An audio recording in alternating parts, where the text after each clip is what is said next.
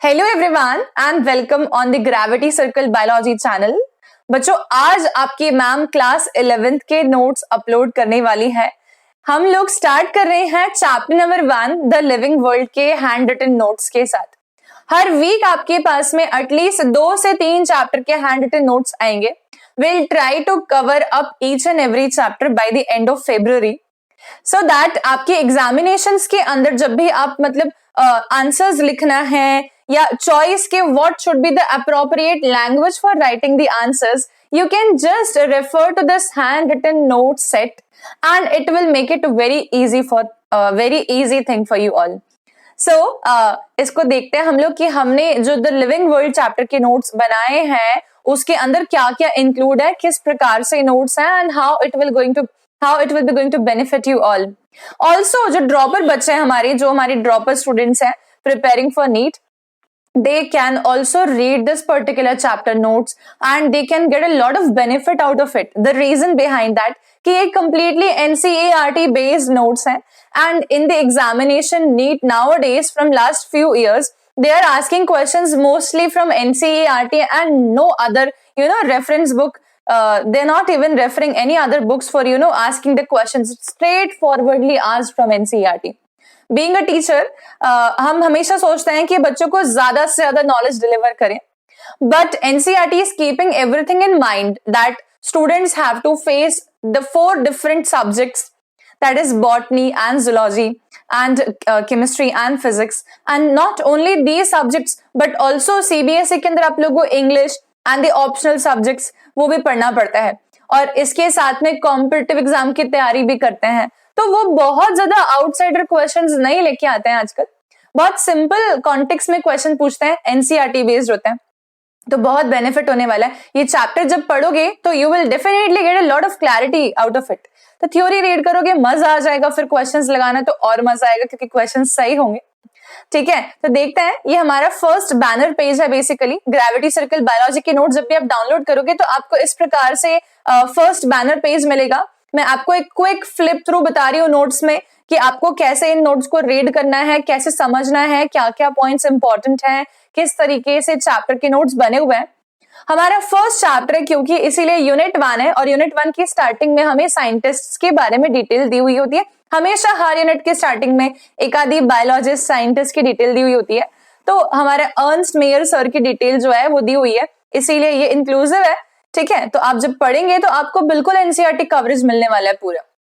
फिर the living world, हम living को कैसे डिफाइन करेंगे, लिविंग होने के लिए क्या क्या प्रॉपर्टीज हैं, जैसे कि मेटाबॉलिज्म है, एबिलिटी टू सेल्फ रेप्लिकेट होना चाहिए, सेल्फ ऑर्गेनाइज होना चाहिए, इंटरैक्ट कर पाए, ठीक है, इमर्जेंस होना चाहिए। ये सारे के सारे पॉइंट्स कवर अप होने चाहिए और यही सब इसमें हमने बताया है। ठीक है, फिर लिविंग ऑर्गेनिज्म सारे ग्रो होते हैं और उसके बारे में जितने भी डिटेल्स हैं वो सारे पॉइंट्स हमने कवर अप किए। अच्छा, अब आप जैसे इसे पढ़ना स्टार्ट करेंगे तो हर एक चीज पॉइंट बाय पॉइंट दी है जो कि आपको आसानी से समझ में आएगी। जैसे कि unicellular organisms grows by cell division, तो this will become a very easy point for you all now. ठीक है, सारे ही पॉइंट्स बहुत इजी लगेंगे। जो आपके पॉइंट्स इंपॉर्टेंट हैं, ठीक है, वो अलग कलर से हाईलाइट किए हुए हैं। ठीक, उसके बाद जब आप इसको पढ़ते हैं, हालांकि ये फर्स्ट चैप्टर है और उसमें बहुत सारा थियोरेटिकल टेक्स्ट है, तो आपको नोट्स में भी बहुत सारा थियोरेटिकल टेक्स्ट मिलने वाला है।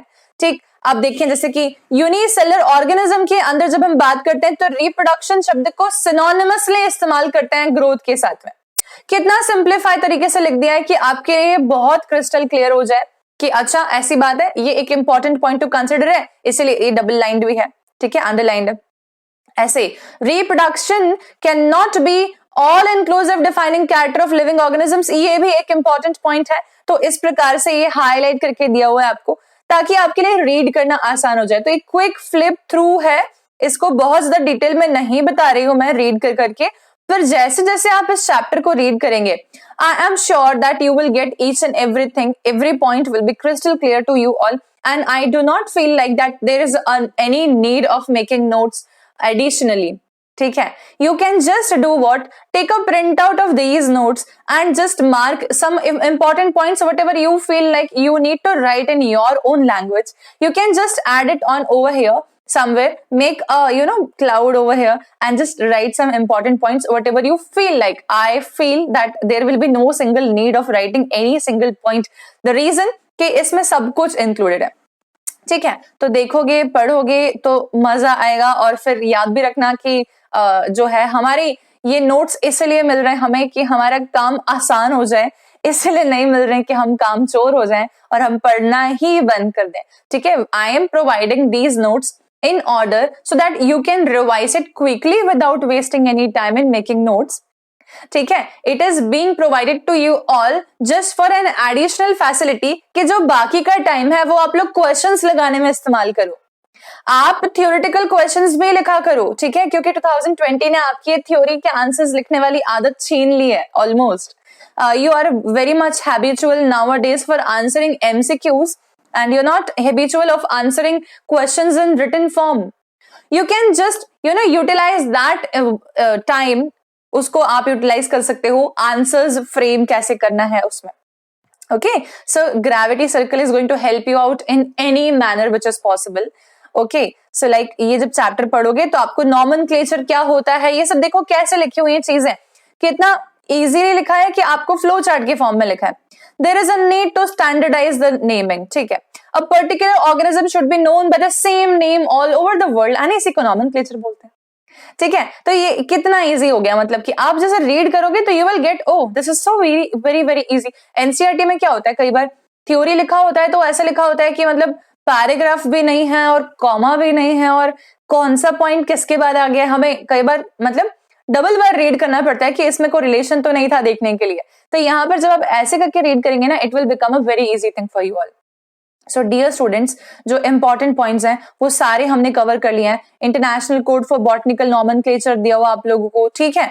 अच्छा, international code for zoological nomenclature इतना इजीली लिख के दिया हुआ है, ठीक है? बायनॉमिनल नॉमेनक्लेचर कैसे करते हैं ये दिया हुआ, ठीक है? फिर अगर आप देखोगे तो हमारे जो यूनिवर्सल रूल्स फॉर नॉमेनक्लेचर है उनको पॉइंट बाय पॉइंट करके लिख दिया है ताकि आपके लिए वो बहुत इजी हो जाए सारी चीजें, ठीक? फिर इसके अलावा क्लासिफिकेशन की प्रोसेस को क्या मतलब क्या कैसे डिफाइन करें, टैक्सा क्या होता है, ठीक है? और टैक्सा के एग्जाम्पल्स क्या होते हैं, टैक्सोनॉमी क्या होता है, डेफिनेशन, ठीक है? उसके अलावा फिर आपके जो है इसमें आगे आते हैं हम, टैक्सोनॉमिकल कैटेगरीज क्या होती हैं, ठीक है? उसके अलावा हायरार्की क्या होती है, टैक्सॉन क्या होता है, ठीक है? एग्जाम्पल्स देखेंगे हम और जो इंपॉर्टेंट पॉइंट्स हैं उनको समझेंगे। अच्छा, अब देखिए लोएस्ट कैटेगरी क्या होती है, तो स्पीशीज होती है, स्पेसिफिक एपिथेट बोलते हैं इसको हम, ये है, ठीक है? फिर how to place an organism in various categories, तो ये सब क्वेश्चंस के आंसर्स आपको इसमें मिलेंगे, ठीक? फिर आपके स्पीशीज और ऐसे करते करते करते करते आपको पूरा जो है टेक्सोनॉमिकल कैटेगरी में हर एक स्टेज के बारे में डिटेल मालूम पड़ेगा। और जैसे कि हमने देखा स्पीशीज जीनस ऊपर जाए अगर तो, और ऊपर से नीचे आए तो किंगडम, ऐसे करके, ठीक है? इसका एक निमोनिक था, kind professors can often fail good students, है ना? ऐसे याद रखना, काइंड, ठीक है? के से याद रखना, काइंड प्रोफेसर्स कैन ऑफन, ठीक है, फेल गुड स्टूडेंट्स, ऐसे निमोनिक बना के भी याद कर सकते हो तुम लोग। फिर उसके अलावा आता है आपका, इसके अंदर एक टेबल दी हुई है हम लोगों को, वो टेबल जो है आपकी वो भी बना रखी है इसमें। टैक्सोनॉमिकल एड्स क्या होते हैं उसको सिंप्लीफाई करके लिखा है हमने, ठीक है? फिर उसके अलावा है आपका हर्बेरियम क्या होता है, ठीक है? और म्यूजियम क्या होता है, बॉटनिकल गार्डन्स क्या होते हैं। हर एक चीज को बिल्कुल जितना सिंपल हो सकता है ना बच्चों, उतना सिंपल करके आपको हम लोग प्रेजेंट कर रहे हैं। तो what I expect from you all is that आप ये जो नोट्स हैं इनको बहुत थॉरो रीडिंग करेंगे, और थॉरो रीडिंग करने के बाद में आप लोगों को पूरा चैप्टर समझ आ जाएगा प्रोबेबली। और प्लीज मुझे कमेंट करके बताना जरूर कि मैम हम लोगों को ये चैप्टर बिल्कुल प्रॉपर तरीके से हो गया है, समझ आ गया, एंड हम इसके क्वेश्चंस लगा रहे हैं। Your teacher will become very happy knowing that the students are actually preparing for the competitive level examinations rather than wasting time in any means or by any means, ठीक है? So by this ये इतना समझा रही थी बस मैं। इसको डाउनलोड कैसे करना है, काफी सारे बच्चों को लास्ट मैंने जो चैप्टर अपलोड किया 12th वाला, वो डाउनलोड करने में डिफिकल्टी आई।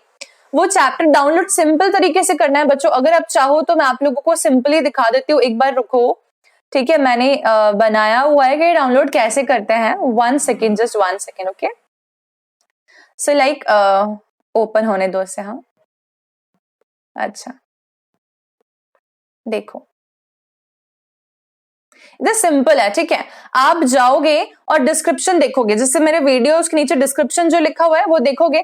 डिस्क्रिप्शन देखने के बाद में आपको गूगल ड्राइव लिंक लिख के आएगी, जहाँ पे मैंने लिखा है download notes from this link. उस लिंक पे जैसे क्लिक करोगे ना, you will be redirected to an external page that is Google drive, ठीक है। आपका गूगल अकाउंट जो है उसके गूगल ड्राइव के थ्रू आपको उस लिंक पे वो ले जाएगा। गूगल ड्राइव के लिंक पे जाओगे तो राइट हैंड साइड पे आप लोगों को जो एरोज बन के आते हैं उसमें एक डाउनलोड का एरो बन के आएगा। डाउनलोड द पीडीएफ नाउ, और डाउनलोड हो जाएगा वो। डाउनलोड करोगे उसको, फिर पढ़ना स्टार्ट करना उसको। चाहो तो अपने फ्रेंड्स के साथ शेयर कर दो, ठीक है। और जितना बांटोगे उतना तुम लोगों को जो है मजा आएगा, ठीक है, क्योंकि सब लोग वो नोट्स पढ़ेंगे और it will create a kind of discussion point also for you all. आप डिस्कस भी कर पाओगे कि इस वाले पॉइंट में क्या लिखा है, इसमें क्या लिखा है। So bye everyone and we'll meet in the next lecture now, and next lecture में मतलब हम लोग स्टार्ट करेंगे पढ़ना एक नया चैप्टर क्लास 11th का। So stay tuned with the channel and do not forget to like, share and subscribe this. Thank you so much.